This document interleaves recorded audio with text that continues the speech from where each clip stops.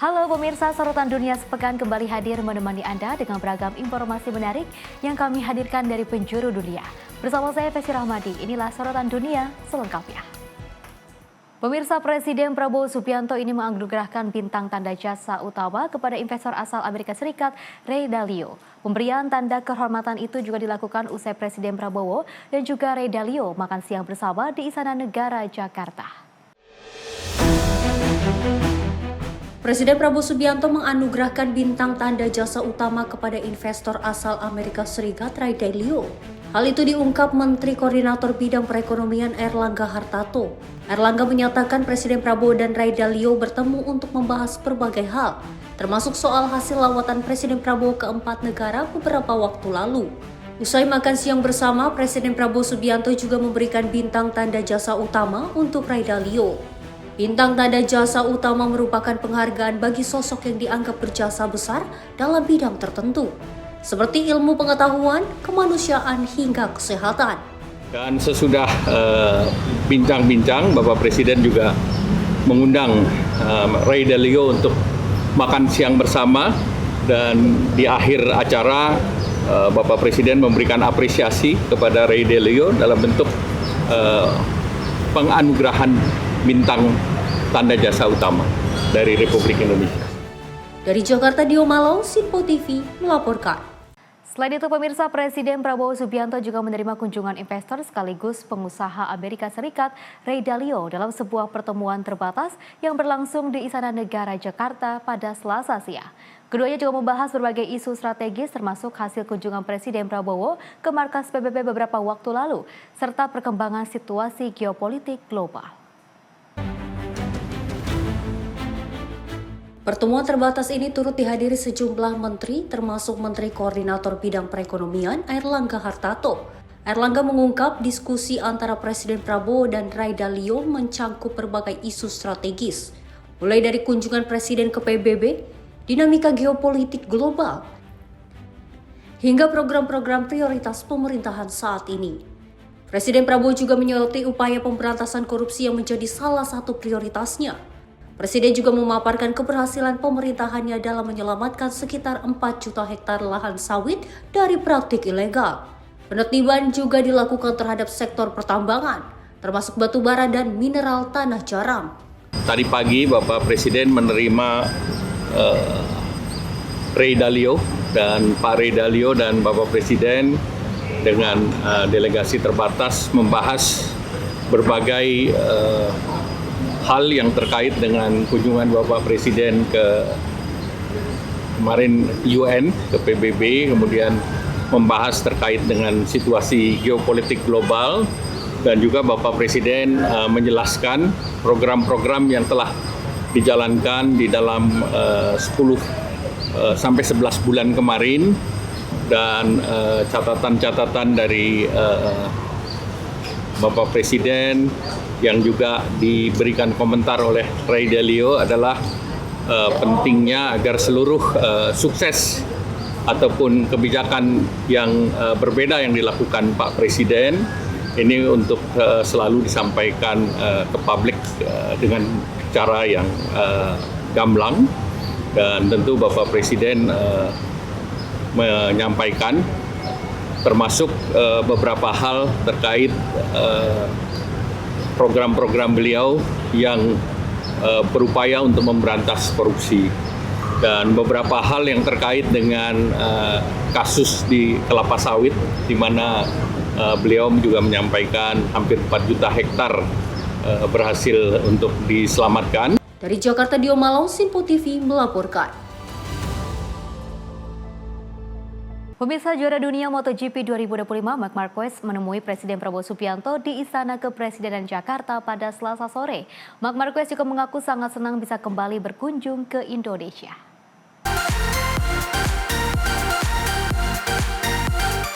Marc hadir bersama dua pembalap muda Indonesia, Mario Suryo Aji dari kelas Moto2 dan Veda Ega Pratama yang berhasil menjadi runner-up di ajang Rookies Cup. Sekitar pukul 17:30 waktu Indonesia bagian Barat, Marc keluar dari istana didampingi Menpora Erick Thohir serta CEO In Journey Maya Watono. Sebelum berangkat, Mark sempat menyapa wartawan dan menyampaikan antusiasmenya menyambut GP Mandalika akhir pekan ini. Ia menyebut, penampilan di GP Mandalika akhir pekan ini akan menjadi penampilan perdana dirinya setelah meraih gelar juara. Hello everybody. I'm super happy to be back here in Indonesia after being world champion just 3 days ago, and will be the first GP, first circuit after being champion, and I will try to enjoy it a lot. I know that we have a lot of fans here, and it's the best circuit and the best country to enjoy it. So let's see if we can enjoy the Mandalika GP. Thank you very much. Thank you. Selain itu, Menpora Erick Thohir menjelaskan bahwa kehadiran Marc Marquez menjadi momentum penting untuk pengembangan sport tourism Indonesia, sekaligus bentuk dukungan terhadap pembalap muda tanah air seperti Mario Suryo Aji dan Veda Ega Pratama.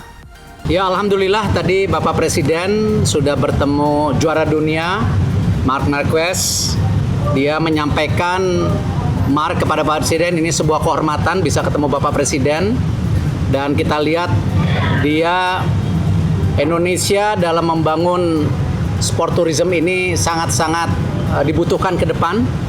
Dan ini menjadi bagian tadi pembangunan juga tidak hanya sport tetapi juga tentu buat ekonomi secara menyeluruh. Dan Bapak Presiden juga mengucapkan ini kepada Mario Aji dan Veda untuk menjadi juga pembalap ke depan, ya. Apalagi Indonesia masih punya kontrak dengan MotoGP sampai 2031.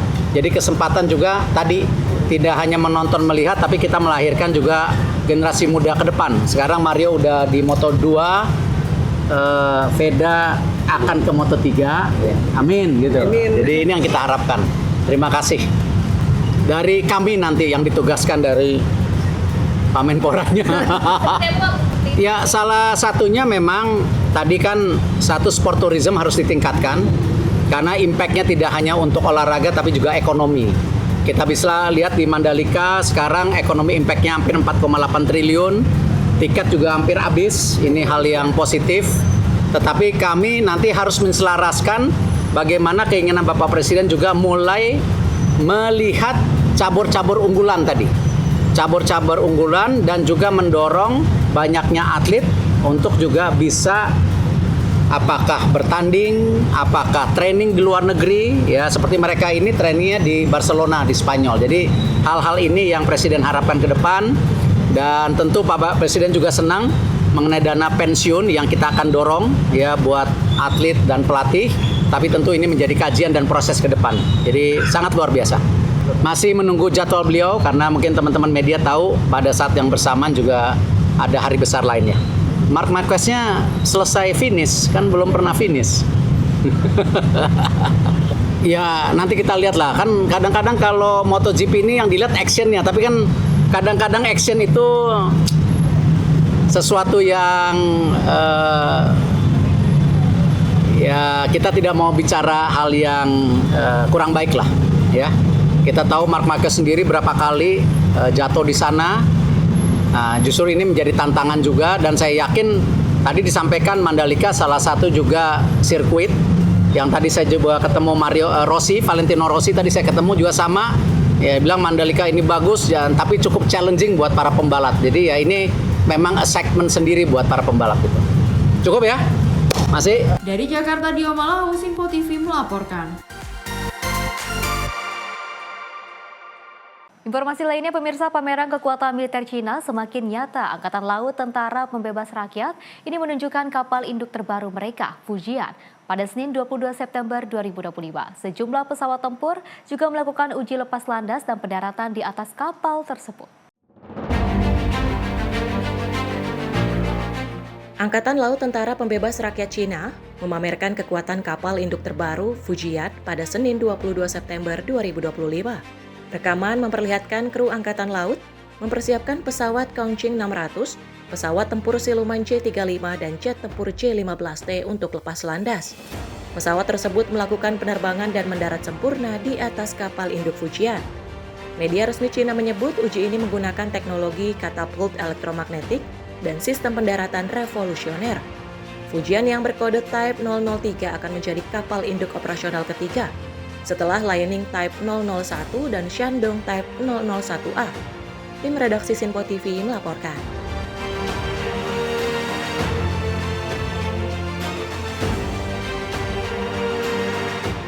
Pemirsa, wabah kolera melanda negara bagian Bauhi di Nigeria Timur Laut dan menyebabkan 58 orang meninggal dunia serta menginfeksi lebih dari 250 orang. Pihak berwenang juga membentuk komite baru untuk menguatkan respon darurat dan pencegahan jangka panjang. Wabah kolera di negara bagian Bauchi, Nigeria Timur Laut telah menyebabkan 58 orang meninggal dan lebih dari 250 orang terinfeksi. Rekaman video di kota Bauchi menunjukkan dokter dan tenaga kesehatan merawat pasien di ruangan rumah sakit. Seorang pasien bernama Hafsat Muhammad mengungkapkan dirinya menderita sakit kepala, pusing, dan sulit bernafas. Setelah perawatan awal di rumah sakit komunitas, ia dipindahkan ke fasilitas spesialis untuk perawatan lebih lanjut. Sementara ibu dari seorang pasien anak, Hawa, mendesak agar otoritas membangun mekanisme yang memastikan rumah sakit mendulukan penyelamatan nyawa tanpa menunggu pembayaran. Ia menambahkan upaya pengobatan di rumah gagal sehingga terpaksa membawa anaknya ke rumah sakit umum. Petugas kesehatan menjelaskan masyarakat terus diedukasi tentang langkah perlindungan. Mereka menegaskan sumber air harus bebas dari mikroorganisme dan mengimbau warga merebus air sebelum digunakan. Penyakit yang menyebar melalui makanan dan air tercemar ini masih umum terjadi di Nigeria. Para ahli mengaitkan wabah yang berulang dengan krisis kekurangan air di pedesaan maupun perkotaan. Menurut laporan media, komite yang baru dibentuk akan memusatkan upaya respon dan menyelaraskan strategi pencegahan dengan pedoman nasional, serta pusat pengendalian dan pencegahan penyakit Nigeria. Dalam 2 tahun terakhir, pejabat kesehatan mencatat lebih dari 11.000 kasus diduga kolera, dengan anak-anak kecil sebagai kelompok paling terdampak. Tim redaksi Sinpo TV melaporkan. Pemirsa, India resmi pensiunkan armada jet tempur MiG-21. Pesawat buatan Uni Soviet ini sudah menjadi tulang punggung Angkatan Udara India sejak 1960-an setelah lebih dari 6 dekade beroperasi.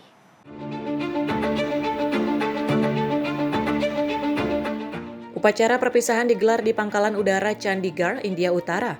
Kepala Staf Angkatan Udara Air Marshal A.P. Singh melakukan sorti terakhir dengan MiG-21. Disaksikan langsung Menteri Pertahanan Rajnath Singh setelah mendarat pesawat ikonik itu mendapat penghormatan terakhir dengan semprotan meriam air. Pesawat ini juga menjadi sekolah terbang yang melahirkan banyak generasi pilot tempur India. Namun seiring waktu, teknologinya makin tertinggal dan biaya perawatannya terus membengkak. Catatan resmi menyebutkan antara 1971 hingga 2012 terjadi 482 kecelakaan melibatkan MiG-21, sebanyak 171 pilot tewas, ditambah puluhan korban sipil dan militer lainnya. Tingginya angka korban membuat MiG-21 dijuluki Flying Coffin. Pensiunnya MiG-21 membuat kekuatan tempur India berkurang menjadi 29 skuadron, jauh di bawah target ideal 42 skuadron. Analis menilai kekurangan ini bisa membuat India rentan menghadapi ancaman dari 2 front sekaligus, yaitu China dan Pakistan, yang sudah memiliki jet tempur modern. Untuk menutup kekosongan, pemerintah India mengandalkan jet tempur buatan dalam negeri Tejas, serta berencana membeli jet asing yang akan dirakit lokal. Saat ini India juga mengoperasikan jet canggih seperti Rafale dan Mirage 2000 buatan Prancis, serta Su-30 dan MiG-29 buatan Rusia. Tim redaksi Sinpo TV melaporkan. Pengadilan lingkungan pertama di Chili ini menjatuhkan putusan melawan negara terkait dengan kerusakan lingkungan akibat tumpukan sampah ilegal di Alto Hospicio, wilayah Tarapacá. Dan negara juga diwajibkan untuk menyusun rencana pemulihan lingkungan di kawasan terdampak, termasuk Gurun Atacama. Carla Viles, Direktur Organisasi Deserto Vestido, mengunjungi area terdampak di Alto Hospicio pada Rabu 24 September 2025. Ia menyatakan putusan pengadilan ini sangat penting karena untuk pertama kalinya negara kalah dan harus bertanggung jawab. Negara diberi waktu 6 bulan untuk menyusun solusi dan 10 tahun untuk melaksanakan resolusi akhir. Desainer mode asal Tarapacá, Kim Carey, mengungkap, masalah bermula dari masuknya pakaian bekas impor dalam jumlah besar yang dijual di pasar Quebradilla. Pakaian yang tak terjual kemudian dibakar di lereng perbukitan. Sementara itu, Direktur Lingkungan Kota, Aquiqua Diogo Lopez, menilai putusan pengadilan ini meringankan beban yang selama ini ditanggung pemerintah daerah. Negara Chile wajib memaparkan rencana pemulihan yang meliputi pembuangan sampah, restorasi tanah, pemantauan, dan partisipasi warga. Diperkirakan sekitar 30.000 ton limbah pakaian dan sampah lainnya mencemari gurun Artachama, dan angka ini baru dari satu titik pembuangan. Tim redaksi Sinpo TV melaporkan. Pemirsa, Menteri Transmigrasi Muhammad Iftithar Sulaiman Suryanagara menegaskan dukungan bagi transmigran Indonesia yang ingin belajar dan magang di Jepang. Program ini tentunya diharapkan dapat meningkatkan keterampilan transmigran untuk kemudian diterapkan saat kembali mengembangkan kawasan transmigrasi di tanah air. Kementerian Transmigrasi siap memperluas kesempatan kerja dan magang bagi warga transmigran ke Jepang. Saat ini lebih dari 100 transmigran telah bekerja di sektor pertanian, konstruksi, perawatan hingga kelautan dengan gaji antara 25 sampai 55 juta rupiah per bulan sesuai keahlian masing-masing. Rencana ini diungkapkan Menteri Transmigrasi usai bertemu Asosiasi Penyelenggara Pemagangan Luar Negeri atau AP2LN di Osaka, Jepang. Langkah ini menjadi awal bagi pemerintah untuk memberikan dukungan lebih luas kepada transmigran agar memiliki pengalaman internasional dan membawanya kembali ke Indonesia. Menteri Transmigrasi menyebut Jepang membutuhkan sedikitnya 40.000 tenaga kerja dari Indonesia. Namun saat ini baru terpenuhi 25.000 orang yang bekerja di 24 sektor berbeda di negeri Sakura. Oleh karena itu kami ingin para transmigran itu nanti belajar ke Jepang, melakukan pemagangan. Tadi ada beberapa skema, ada yang 2 tahun, 3 tahun, 5 tahun, bahkan sampai dengan 10 tahun. Untuk kemudian mereka nanti diberdayakan, balik lagi ke kawasan transmigrasi, sehingga ketika dunia industri sudah settle, masuk di kawasan transmigrasi, mereka juga bisa terserap oleh lapangan kerja yang disediakan oleh industri. Karena sudah memiliki tambahan wawasan, kemudian networkingnya juga sudah lebih luas, skill dan pengetahuannya juga sudah cukup tinggi. Dan yang lebih menarik dan membahagiakan kita saat ini adalah bahwa ternyata mereka, masyarakat Jepang, sangat memvalue tenaga kerja di Indonesia karena keramah tamahannya, hospitality-nya. Bahkan kita dianggap nomor 1 di antara bangsa-bangsa yang lain sebagai tenaga kerja yang hadir di Jepang. Ini satu kekuatan bawaan dari kita, budaya bangsa Indonesia. Tinggal kita lengkapi lagi. Tadi satu dengan bahasanya, kemudian yang kedua etika, estetika, value dan budaya Jepang. Kemudian yang ketiga juga mungkin adalah kapasitas dan kompetensi awal yang bisa dilakukan. Tim redaksi Sinpo TV melaporkan. Pemirsa, kuil Ise Jingu yang juga dianggap paling suci dalam agama Shinto di Jepang mengalami tradisi unik setiap 20 tahun. Seluruh komplek kuil dibongkar dan juga dibangun kembali dari awal. Ritual yang sudah berlangsung selama lebih dari 1.300 tahun ini melambangkan penyucian dan keabadian. Pembangunan ulang kuil Ise melibatkan para pengrajin terbaik Jepang, mulai dari tukang kayu, penebang pohon, hingga ahli arsitektur tradisional. Prosesnya memakan waktu hingga 9 tahun, dimulai dengan pemilihan pohon sugi atau cedar khusus yang ditebang dengan upacara ritual. Setiap detail bangunan, mulai dari struktur tiang hingga ukiran halus, dibuat dengan keterampilan yang diturunkan turun-temurun. Tradisi ini dikenal dengan nama Shikinen Sengu. Dalam ajaran Shinto, kuil harus tetap murni dan selalu diperbarui, sehingga pembangunan ulang menjadi simbol kelahiran kembali. Bangunan lama tidak dibuang, melainkan dibongkar, dan sebagiannya digunakan kembali untuk pembangunan kuil lain atau diabadikan sebagai bagian ritual. Meski terus dibangun kembali, lokasi dan ritualnya tetap dipertahankan selama berabad-abad. Hal ini membuat Ise Jingu menjadi simbol keabadian dalam kebudayaan Jepang, di mana bangunannya selalu baru, tapi tradisinya tak pernah berubah.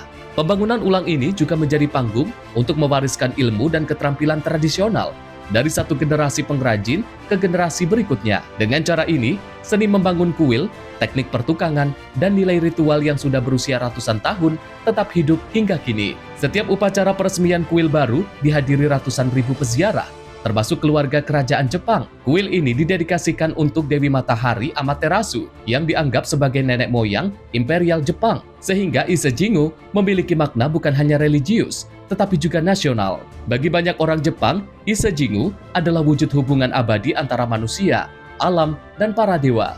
Setiap pembangunan ulang bukan hanya menjaga keaslian tradisi, tetapi juga menegaskan nilai-nilai spiritual yang sudah menjadi landasan kehidupan di negeri matahari terbit. Tim redaksi Sinpo TV melaporkan.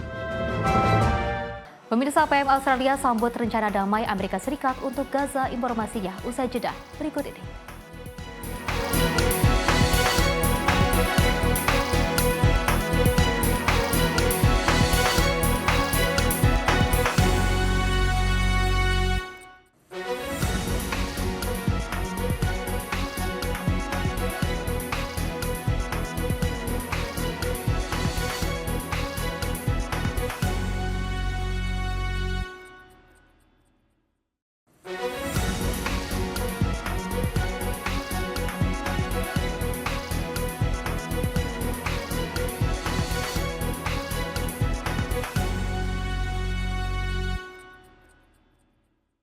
Pemirsa, terima kasih Anda masih bersama kami dan kita lanjutkan informasinya. Dari Perdana Menteri Australia Anthony Albanese ini menyambut baik rencana damai yang diluncurkan Presiden Amerika Serikat Donald Trump untuk mengakhiri perang di Gaza. Tentu saja pemirsa, dalam konferensi pers di Canberra, Albanese menyebut rencana ini sebagai peluang yang bersejarah yang tidak boleh disia-siakan. Australia welcomes President Trump's plan to bring peace to Gaza. After 2 years of conflict and a devastating loss of life, Australia has long called for a ceasefire. We have called for the hostages to be released and for Hamas to give up its arms. I certainly have welcomed the opportunity to discuss the plans for a ceasefire moving forward over the past week with a range of leaders. And Australia affirms the plan's commitment to denying Hamas any role in the future governance of Gaza, calls on Hamas to agree to the plan, lay down its arms and release all remaining hostages. Australia wants to see aid given to the desperate people of Gaza who need this peace plan. Sehari sebelumnya, Trump meluncurkan proposal damai yang berisi 20 poin. Rencana itu didukung terbuka oleh Perdana Menteri Israel Benjamin Netanyahu yang menilai dapat membawa jaminan keamanan jangka panjang bagi Israel. Isi proposal mencakup penghentian perang secara menyeluruh, pembebasan seluruh sandera, dan pembentukan badan internasional untuk rekonstruksi Gaza. Namun beberapa syarat seperti pembubaran sayap militer Hamas sebelumnya sudah berulang kali ditolak oleh kelompok tersebut. Dalam pernyataannya, Trump menyebut rencana ini sebagai kesempatan terakhir untuk memulihkan stabilitas di Timur Tengah.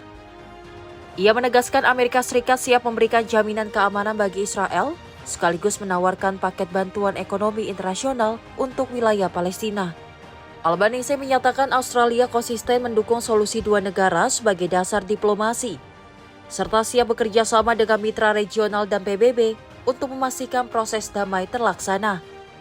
Sejumlah negara Eropa seperti Prancis dan Jerman menilai rencana ini sebagai dasar negosiasi yang penting. Namun beberapa pemimpin Arab menilai proposal Trump terlalu memihak Israel dan tidak memenuhi aspirasi politik rakyat Palestina.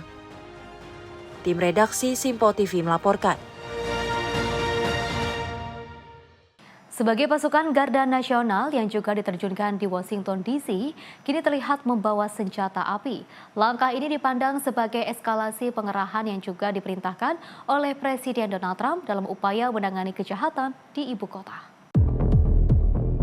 Kehadiran pasukan Garda Nasional di Washington sebelumnya hanya untuk menguatkan pengawasan dengan tugas pengendalian lalu lintas hingga patroli keamanan. Namun sebagian dari mereka kini dipersenjatai dengan senapan sebagai bagian dari penguatan operasi yang digarisbesarkan langsung oleh Trump. Penyebaran pasukan ini disebut sebagai langkah menciptakan safe zone di Washington dan juga kerap dibanggakan Trump sebagai keberhasilan keamanan di bawah kepemimpinannya.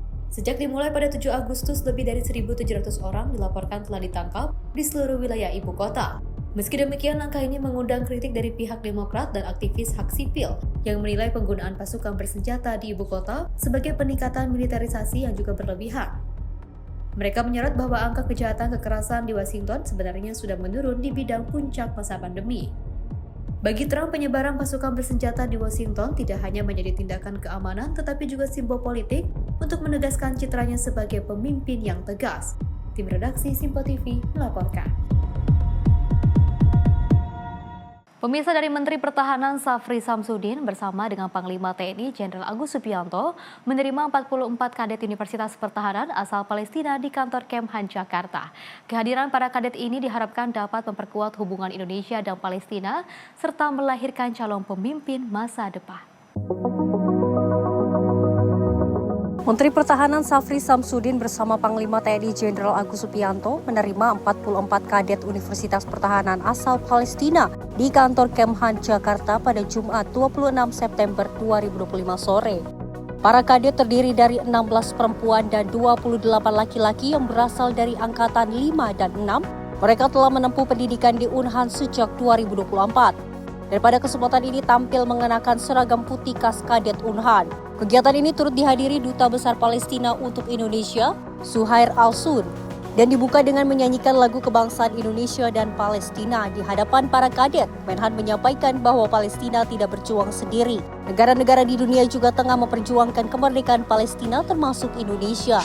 Saya dan Panglima TNI mengundang anak-anak sekalian kadet Unhan yang berasal dari Palestina untuk bersilaturahmi, tetapi untuk menyatakan dukungan moral dan semangat bagi anak-anak sekalian untuk perjuangan kemerdekaan Palestina. Rakyat Palestina tidak berjuang sendiri, tetapi kurang lebih 150 negara di dunia mendukung dan mengakui kemerdekaan Palestina, termasuk Indonesia. Baru saja para kadet melihat bahwa perjuangan bangsa Indonesia terhadap Palestina sudah sampai mengemuka ke skala global di Perserikatan Bangsa-Bangsa. Azizul Hakim, Simpo TV melaporkan. Selain itu, pemirsa, ribuan warga berkumpul dan berdemonstrasi di jalan-jalan Roma, Italia. Mereka menolak sikap Premier Giorgia Meloni yang dinilai terlalu memihak Israel. Para pengunjuk rasa juga menyerukan perdamaian dan mengecam konflik yang terus berlangsung di Timur Tengah. Demonstrasi ini berlangsung sejak siang hingga malam hari. Ribuan orang berarak menyusuri pusat kota Roma, membawa spanduk dan bendera, serta melontarkan slogan anti perang dan anti kekerasan. Mereka menyampaikan kecaman terhadap kebijakan pemerintah Italia yang terus menjaga hubungan erat dengan Israel. Para demonstran mengatakan sikap tersebut tidak merepresentasikan keinginan mayoritas rakyat Italia yang menginginkan perdamaian dan keadilan bagi rakyat Palestina. Selain menolak sikap Premier Meloni, demonstrasi ini juga menunjukkan keprihatinan atas situasi kemanusiaan di Gaza dan tepi barat, di mana ribuan warga sipil menjadi korban konflik. Aksi protes ini dinilai sebagai gambaran ketegangan politik di Eropa saat banyak negara dibelah antara mempertahankan hubungan dengan Israel atau menekan pentingnya hentikan kekerasan dan menempatkan perdamaian di garis depan. Di Italia sendiri, dukungan Meloni kepada Israel memicu perdebatan panas di parlemen dan menjadi sorotan publik. Sementara itu, warga yang turun ke jalan menegaskan bahwa tekanan rakyat akan terus berlanjut selama konflik di Timur Tengah masih berlanjut. Tim redaksi Simpo TV melaporkan. Pemirsa, Presiden Donald Trump mengumumkan akan mengirim pasukan federal ke Portland, Oregon untuk menangani kelompok yang ia anggap teroris domestik. Tentu saja, namun Gubernur Oregon Tina Kotek menolak rencana tersebut dan menuding Trump menyalahgunakan kewenangan sebagai presiden. Trump mengumumkan melalui media sosial bahwa Departemen Pertahanan akan menyediakan pasukan untuk melindungi fasilitas imigrasi AS yang ia klaim diserang kelompok radikal. Namun Gubernur Kotek menegaskan Portland tidak membutuhkan intervensi militer dan situasi lokal terkendali. Dalam konferensi pers ia menyatakan tidak ada pemberontakan dan tidak ada ancaman terhadap keamanan nasional. Wali Kota Portland, Kate Wilson, juga menolak keberadaan pasukan federal dan menyebut kotanya bukan target militer. Pejabat lokal menilai Trump sengaja memberikan gambaran palsu tentang Portland yang sebenarnya sedang memulihkan diri dari dampak protes 2020. Sementara itu, Trump juga menyiapkan penempatan pasukan di Memphis, Tennessee. Sekitar 150 personel dijadwalkan tiba minggu depan, namun langkah ini juga ditolak oleh warga dan aktivis. Mereka menggelar demonstrasi dan menuntut investasi untuk sekolah, pelayanan kesehatan, dan program sosial, bukan pasukan federal. Kongres Delegasi Oregon mengirim surat kepada Trump untuk menolak kehadiran pasukan federal. Mereka menilai langkah ini penyalahgunaan kekuasaan eksekutif dan bisa memicu kekerasan yang justru ingin dihindari. Tim redaksi Sinpo TV melaporkan. Pemirsa, insiden berdarah ini mengguncang wilayah Michigan, Amerika Serikat. Seorang ex-marinir menyerang sebuah gereja saat ibadah minggu berlangsung. Tentu saja akibat tragedi ini 4 orang tewas dan 8 orang luka-luka. Serangan terjadi pada Minggu pagi di sebuah gereja Yesus Kristus di Grand Blanc Township, tak jauh dari kota Flint, Michigan. Polisi menyebut pelaku adalah Thomas Jacob Sanford, pria 40 tahun asal Burton. Sanford menabrakkan mobil pick-up-nya ke gedung gereja dengan 2 bendera Amerika terpasang di bagian belakang. Setelahnya, ia keluar dan menembak secara membabi buta ke arah jemaat yang sedang beribadah. Ia diduga juga menggunakan gas untuk memicu api dan membawa bahan peledak. Tak butuh waktu lama, petugas kepolisian tiba di lokasi dan berhasil melumpuhkan pelaku dengan tembak mati. FBI menyebut serangan ini sebagai tindakan kekerasan terarah. 8 orang yang terluka dilarikan ke rumah sakit, dengan 1 diantaranya masih dalam kondisi kritis. Tragedi ini sekaligus menambah daftar panjang penembakan massal di Amerika Serikat. Tim redaksi Sinpo TV melaporkan. Pemirsa, ratusan warga terlantar berkumpul di dapur umum Al-Saada di Khan Younis untuk mendapatkan makanan. Tentu saja kondisi ini terjadi di tengah krisis pangan yang semakin parah di Gaza akibat blokade dan operasi militer Israel.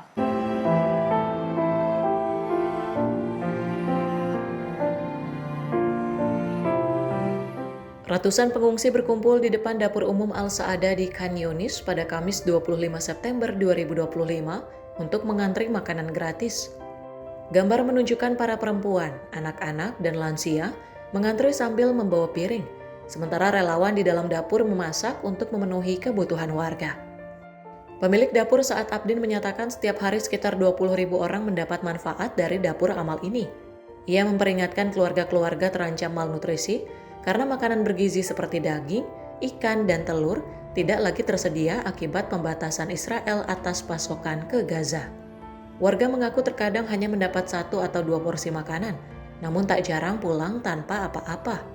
Laporan PBB melalui Integrated Food Security Phase Classification menempatkan Gaza pada level 5 atau level tertinggi kerawanan pangan, dengan peringatan 500 juta orang terancam kelaparan, kemiskinan ekstrim, dan kematian.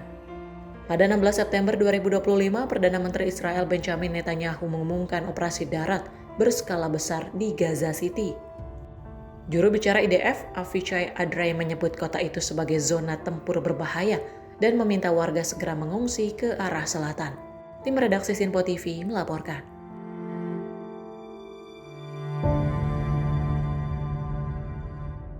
Pemirsa, Presiden Amerika Serikat Donald Trump juga menegaskan bahwa ia tidak akan mengizinkan Israel untuk melakukan penguasaan sepihak atas wilayah tepi barat. Tentu saja pernyataan ini muncul di tengah rencana sejumlah negara mengakui Palestina sebagai negara berdaulat. Trump dalam pidatonya menyatakan bahwa ia tidak akan mengizinkan Israel mengambil alih wilayah tepi barat. Ia menekankan bahwa langkah tersebut akan semakin menghambat proses perdamaian antara Israel dan Palestina. Menurutnya, Amerika Serikat tetap mendukung keamanan Israel, namun tidak akan menyetujui tindakan yang berpotensi memicu ketegangan regional. Trump menambahkan keputusan politik yang dilakukan tanpa mempertimbangkan dampaknya dapat membahayakan stabilitas Timur Tengah. Pernyataan ini sekaligus menjadi pesan kuat bagi pemerintah Israel bahwa Washington menginginkan jalur diplomasi dan negosiasi untuk menyelesaikan konflik. Trump mengaku telah berbicara langsung dengan Perdana Menteri Israel Benjamin Netanyahu, namun ia menekankan sikap tegasnya untuk menolak penguasaan sepihak atas wilayah tepi barat. Ia menilai sudah cukup banyak konflik yang terjadi dan saatnya menghentikan langkah-langkah yang bisa memperburuk keadaan. Tim redaksi Sinpo TV melaporkan. Pemirsa, kerusuhan pecah di ibu kota Filipina, Manila. Polisi juga menangkap puluhan orang yang menyerang aparat di tengah aksi damai, menentang, dan juga skandal korupsi proyek pengendali banjir. Sebanyak 49 orang ditangkap polisi setelah melempar batu, botol, dan bom molotov ke arah petugas. Kerusuhan terjadi di jalan dan jembatan yang menuju Istana Presiden. Pihak kepolisian menyebutkan 100 orang terlibat dalam bentrokan. Para demonstran membawa pentungan dengan mengibarkan bendera Filipina, serta memajang poster-poster anti korupsi. Sekitar 70 anggota polisi dilaporkan luka-luka dalam insiden ini. Di saat bersamaan, lebih dari 33.000 demonstran lainnya menggelar aksi damai di Taman Rizal dan Monumen Demokrasi Manila. Mereka menyuarakan kemarahan atas korupsi proyek pengendalian banjir yang diduga melibatkan anggota parlemen, pejabat, hingga kontraktor. Uskup Agung Pablo Virgilio David, Ketua Konferensi Wali Gereja Filipina, menghimbau agar aksi dilakukan secara damai dan mendorong pemerintah untuk bertanggung jawab. Presiden Ferdinand Marcos Jr. sebelumnya telah menyoroti skandal ini dalam pidato kenegaraan bulan Juli lalu. Ia membentuk komisi independen untuk menyelidiki sekitar 9.855 proyek pengendali banjir dengan nilai lebih dari 545 miliar peso. Akibat kejadian ini, sejumlah sekolah di Manila terpaksa ditutup. Tim redaksi Sinpo TV melaporkan. Pemirsa, anggota DPR Amerika Serikat ini juga menggelar sidang subkomite di kota Charlotte, North Carolina. Tentu saja dari forum ini digelar untuk mendengarkan langsung keluhan dan juga desakan dari berbagai keluarga korban kekerasan. Peristiwa ini dipicu karena tragedi pada 22 Agustus di mana seorang pengungsi Ukraina, Irina Zaturska, tewas ditikam di depan penumpang lain. Pelaku De Carlos Brown Jr. ternyata sudah pernah ditangkap. Namun ia bebas berkeliaran setelah hanya diminta menandatangani janji hadir di pengadilan untuk kasus ringan. Kini Brown dihadapkan pada dakwaan pembunuhan derajat pertama serta 1 dakwaan federal. Keduanya berpeluang membuatnya dihukum mati. Dalam sidang subkomite, sejumlah keluarga korban lain ikut bersuara. Mereka menilai sistem peradilan Amerika terlalu longgar dan berulang kali gagal melindungi publik. Para saksi menyampaikan banyak terdakwa kejahatan berat dibebaskan sebelum persidangan, sehingga beresiko mengulangi perbuatan. Mereka mendesak adanya akuntabilitas yang lebih kuat serta reformasi hukum yang menjamin kasus serupa tidak lagi terjadi. Kemarahan publik semakin meluas setelah rekaman CCTV penyerangan dipublikasikan. Presiden Donald Trump dan sejumlah tokoh Republik menyalahkan Demokrat yang mereka nilai lebih berpihak kepada pelaku daripada melindungi korban. Namun anggota Demokrat membalikkan tuduhan itu, mengatakan Republik sendiri yang memotong anggaran penegakan hukum dan layanan kesehatan mental. Sejumlah pejabat menyebut fakta bahwa tersangka memiliki riwayat skizofrenia, menunjukkan adanya kekosongan dalam sistem. Kasus penusukan yang menggoncang Charlotte ini menjadi simbol pertaruhan antara keamanan publik dan pertarungan politik di Washington. Tim redaksi Sinpo TV melaporkan. Pemirsa, ribuan warga Filipina ini terpaksa meninggalkan rumah mereka karena ancaman super Typhoon Ragasa. Otoritas menyatakan bahwa langkah evakuasi massal dilakukan untuk melindungi warga dari potensi banjir besar dan juga longsor yang dipicu curah hujan yang ekstrim. Rekaman dari wilayah utara Filipina memperlihatkan warga berduyun-duyun menuju tempat pengungsian. Mereka membawa perlengkapan seadanya, mulai dari pakaian, makanan, hingga barang berharga. Otoritas lokal melaporkan lebih dari beberapa ribu orang telah dievakuasi ke gedung-gedung sekolah dan pusat komunitas yang disulap menjadi tempat penampungan darurat. Badan Cuaca Filipina menyebut Ragasa sebagai salah satu topan terkuat dalam beberapa tahun terakhir.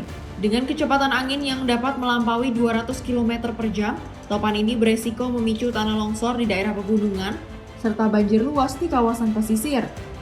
Di sejumlah kota, aktivitas sekolah dan perkantoran dihentikan untuk meminimalisir resiko. Pusat-pusat perbelanjaan juga menurunkan jam operasional, sementara pasar tradisional ramai oleh warga yang menyetok kebutuhan pokok.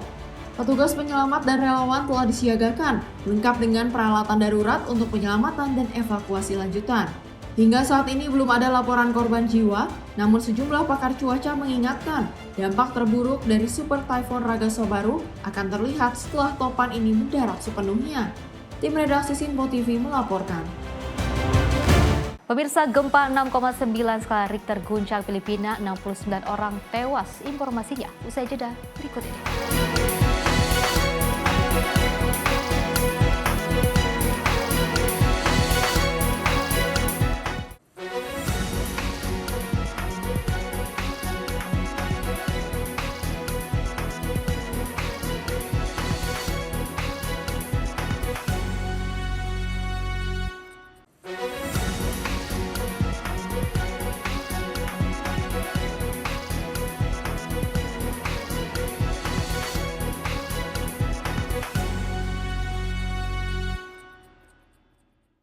Terima kasih pemirsa, Anda masih bersama kami dan kita lanjutkan informasinya.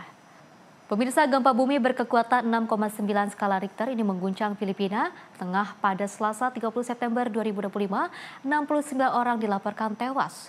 Tentu saja dalam kejadian ini korban diperkirakan terus bertambah seiring operasi penyelamatan yang masih berlangsung. Dalam kondisi hujan dan infrastruktur yang rusak, tim penyelamat berusaha menemukan korban selamat dari puing-puing rumah dan gedung yang ambruk. Beberapa menggunakan alat berat, lainnya dibantu anjing pelacak untuk menjangkau korban yang masih terjepit. Korban juga ditemukan di kota lain seperti Medellin dan San Remigio. Di antaranya adalah anggota penjaga pantai, petugas pemadam kebakaran, dan seorang anak yang tewas terjatuh saat mencoba lari ketika berada di dalam gedung olahraga. Lembaga Geologi Filipina, PHIVOLCS, sempat mengeluarkan peringatan tsunami, namun dibatalkan beberapa jam kemudian. Tak ada gelombang tinggi yang terjadi, namun ribuan warga menolak pulang karena trauma dan memilih bertahan di ruang terbuka. Lebih dari 600 gempa susulan telah terjadi sejak Selasa malam, meningkatkan risiko longsor di wilayah pegunungan yang sudah lembab akibat hujan. Filipina yang baru saja dilanda badai tropis beberapa hari sebelumnya, menyebabkan 27 kematian. Kombinasi cuaca buruk dan guncangan gempa membuat warga terguncang secara fisik maupun psikologis. Pemerintah Filipina masih melakukan penilaian kerusakan untuk menentukan kebutuhan bantuan internasional. Dengan infrastruktur rusak dan cuaca tak mendukung, upaya penyelamatan diperlukan secara cepat untuk menghindari korban tambahan. Tim redaksi Sinpo TV melaporkan. Dalam latihan militer NATO yang digelar di utara Estonia, helikopter Angkatan Udara Prancis ini melakukan tembakan langsung terhadap sasaran darat. Tentu saja langkah ini dimaksudkan untuk meningkatkan kemampuan ofensif udara dan kekompakan antar sekutu. Dalam latihan NATO di wilayah utara Estonia, helikopter Prancis menerapkan tembakan langsung terhadap sasaran di darat sebagai bagian dari skenario latihan gabungan. Kegiatan ini memperlihatkan bahwa peran helikopter dalam operasi militer tidak hanya transportasi atau dukungan logistik, tetapi juga mampu melakukan aksi tempur langsung. Dalam latihan tersebut, aspek-aspek yang diuji mencakup kemampuan helikopter mengunci sasaran darat dari udara, hingga manuver helikopter dalam konteks tembakan, termasuk kecepatan, arah, dan respon terhadap kondisi latihan mirip situasi nyata. Latihan ini dirancang untuk menguji kesiapan serta interoperabilitas helikopter Prancis dalam konteks operasi militer gabungan NATO. Latihan tembak langsung ini menjadi sinyal kuat bahwa NATO terus mendorong integrasi antara kekuatan udara dan darat di antara negara anggotanya. Keberhasilan latihan ini bisa menjadi tolak ukur kesiapan aliansi menghadapi konflik di masa depan. Tim redaksi Sinpo TV melaporkan. Pemirsa, 5 rumah kosong di Buxton bagian dari Outer Banks, North Carolina, runtuh ke laut pada Selasa 30 September 2025 saat badai Humberto dan juga Imelda menghantam Samudra Atlantik. Dalam kondisi laut yang ganas akibat badai, 5 orang yang dibangun di atas tiang tinggi jatuh ke dalam ombak di sepanjang pantai Buxton. Menurut National Park Service, reruntuhan itu terjadi antara pukul 14.00 hingga 14.45 waktu setempat. Pantai dipenuhi puing, papan kayu, bantalan, bahkan sisa struktur rumah saat gelombang laut menggulung pantai. Badan pengelola Seashore meminta pengunjung menjauhi lokasi runtuhan dan mengingatkan bahwa akan banyak kerusakan yang mungkin terjadi karena kondisi laut cukup ekstrim. Akibat bencana ini, wilayah sepanjang pantai utara Buxton hingga selatan ditutup demi keselamatan publik. Badai Humberto dan Imelda memberi tekanan gelombang keras ke garis pantai. Dampaknya tak hanya terhadap rumah, namun juga berdampak pada layanan feri antara Ocracoke dan Hatteras. Tim redaksi Sinpo TV melaporkan. Informasi lainnya, pemirsa, Presiden Amerika Serikat Donald Trump bertemu dengan Perdana Menteri Israel Benjamin Netanyahu di Gedung Putih pada Senin 29 September 2025. Di tengah meningkatnya tekanan internasional untuk mengakhiri perang di Gaza. Pertemuan ini terjadi hanya beberapa hari setelah Netanyahu menolak desakan PBB untuk menghentikan perang. Namun Israel kini semakin terisolasi, kehilangan banyak dukungan internasional, serta menghadapi kerapuhan koalisi politik di dalam negeri. Gedung Putih melalui jubir Caroline Leavitt mendesak agar kedua pihak segera menyelesaikan kesepakatan gencatan senjata. Trump menuliskan di media sosial bahwa ada peluang besar mencapai perdamaian bersejarah di Timur Tengah. Pengamat menilai, Netanyahu berada dalam posisi sulit antara mempertahankan dukungan koalisi yang ingin perang dilanjutkan atau memenuhi tekanan Trump untuk gencatan senjata permanen. Tim redaksi Sinpo TV melaporkan.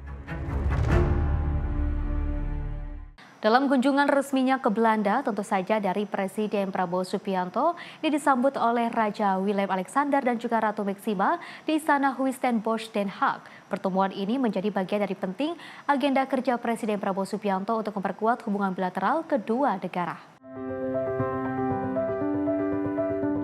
Kunjungan Presiden RI Prabowo Subianto ke Istana Huis-ten-Bosch pada 26 September 2025 disambut langsung oleh Raja Willem-Alexander dan Ratu Maxima. Kehadiran kedua pemimpin kerajaan secara bersamaan menjadi simbol penghormatan tinggi dari Belanda kepada Indonesia. Setelah tiba, Presiden Prabowo mengisi buku tamu dan diarahkan ke DNA Room, ruang kehormatan di istana.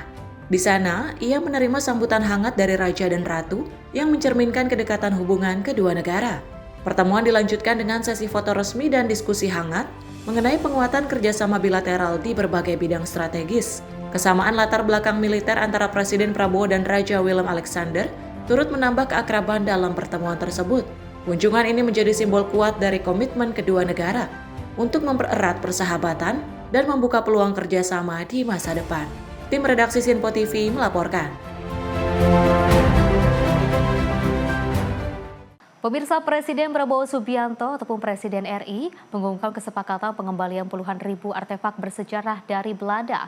Presiden juga menyampaikan rencana kunjungan Ratu Maxima untuk membahas edukasi keuangan di Indonesia.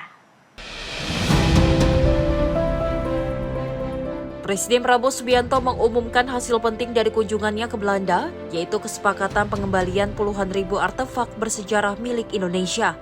Pernyataan ini disampaikannya di Bandara Halim Perdana Kusuma, Jakarta pada Sabtu 27 September 2025. Prabowo menilai langkah Belanda tersebut sebagai bentuk itikat baik yang akan mempererat hubungan bilateral kedua negara. Selain itu, Prabowo menyampaikan bahwa Ratu Maxima dari Belanda yang dikenal sebagai ahli keuangan akan melakukan kunjungan ke Indonesia pada 25 November mendatang. Kunjungan ini menjadi momen penting untuk memperkuat kerjasama di bidang keuangan antara kedua negara. Di Belanda saya diterima dengan sangat baik oleh Raja, dan Belanda mengembalikan 30.000 item, artefak 30.000 item yang mereka bawa dari Indonesia dikembalikan ke kita. Saya kira itikat baik dari Belanda ingin pelihara kita. Kemudian Ratu juga ternyata seorang ahli keuangan dan akan ke sini tanggal 25 November untuk diskusi sama ahli-ahli keuangan kita. Dalam kunjungannya, Ratu Maxima akan fokus membahas program edukasi keuangan yang ditujukan untuk meningkatkan literasi dan pemahaman masyarakat Indonesia terhadap pengelolaan keuangan. Program ini diharapkan dapat memberikan manfaat luas bagi pembangunan ekonomi nasional. Tim redaksi Sinpo TV melaporkan. Informasi lainnya, pemirsa, sebanyak 15 anak sakit dari Gaza tiba di Italia bersama keluarga. Kehadiran mereka merupakan bagian dari misi kemanusiaan untuk memberikan perawatan medis di sejumlah rumah sakit di Italia. Pesawat yang membawa anak-anak dan keluarga dari Gaza mendarat di Bandara Roma. Setelah proses administrasi, mereka langsung dibawa ke rumah sakit yang sudah ditunjuk.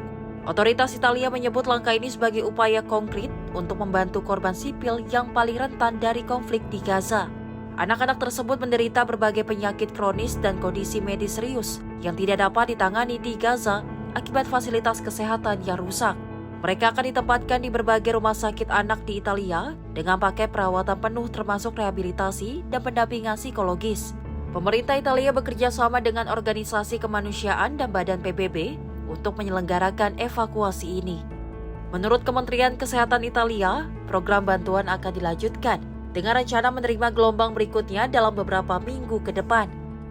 Badan PBB menyebut ratusan ribu warga termasuk anak-anak terancam krisis pangan dan juga medis. Italia menyatakan akan terus memainkan peran kemanusiaan serta mendorong negara Eropa lain untuk melakukan langkah serupa. Kedatangan anak-anak Gaza di Italia memberikan secercah harapan di tengah konflik yang belum reda. Sementara perang masih berlanjut, upaya kemanusiaan internasional dipandang sebagai penyelamatan hidup generasi muda Palestina. Tim redaksi Sinpo TV melaporkan. Kawasan transmigrasi Melo Kaliorang, Kalimantan Timur ini diproyeksikan menerima investasi senilai 1,2 triliun dari perusahaan asal Korea Selatan LX International.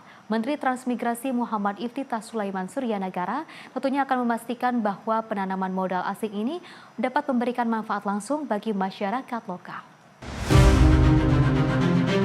Kementerian Transmigrasi berkomitmen untuk memastikan investasi asing senilai 1,2 triliun oleh perusahaan asal Korea Selatan LX International di kawasan transmigrasi Melo Kaliorang, Kalimantan Timur, berdampak langsung bagi kesejahteraan masyarakat setempat.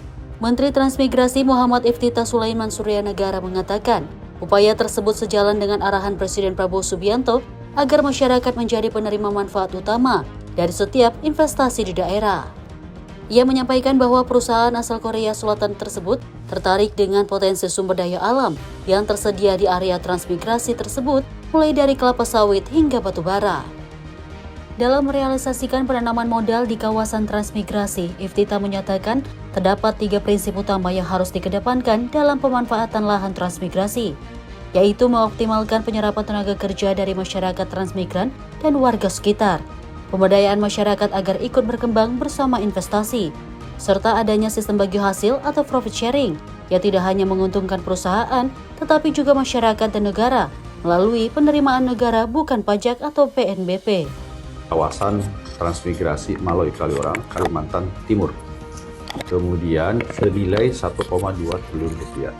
Kemudian yang kedua itu adalah pemanfaatan lahan transmigrasi dari kerjasama sistemnya dengan tetap mengedepankan seluas sekitar 1.180 hektar dengan tetap mengedepankan ada 3 hal yang tadi kami sebutkan. Pertama itu adalah penyerapan tenaga kerja yang maksimal dari para transmigran dan masyarakat transmigrasi yang ada di sana. Kemudian yang kedua adalah pemberdayaan masyarakat, dan yang ketiga yang lebih penting lagi ada semacam profit sharing dari masyarakat transmigrasi yang memiliki lahan tersebut, dan juga nanti untuk negara dalam konteks PNBP. Kami bersyukur dan tadi mendapatkan laporan bahwa dari 3.800 tenaga kerja yang ada di kawasan transmigrasi Melo Kaliorang itu, PT LX mempekerjakan dari 3.800 itu 80%-nya itu adalah dari masyarakat lokal. Dan inilah yang dikehendaki oleh kita semua sesuai dengan arahan Bapak Presiden. Bapak Presiden ingin mengedepankan rakyat dan masyarakat lokal mendapatkan manfaat terlebih dahulu dari adanya investasi dan kegiatan ekonomi yang ada di daerah. Tim redaksi Sinpo TV melaporkan. Pemirsa, informasi tadi sekaligus mengakhiri jumpa kita dalam Sorotan Dunia sepekan kali ini. Mewakili kerabat kerja yang bertugas, saya Pesi Ramadi mengucapkan terima kasih dan sampai jumpa.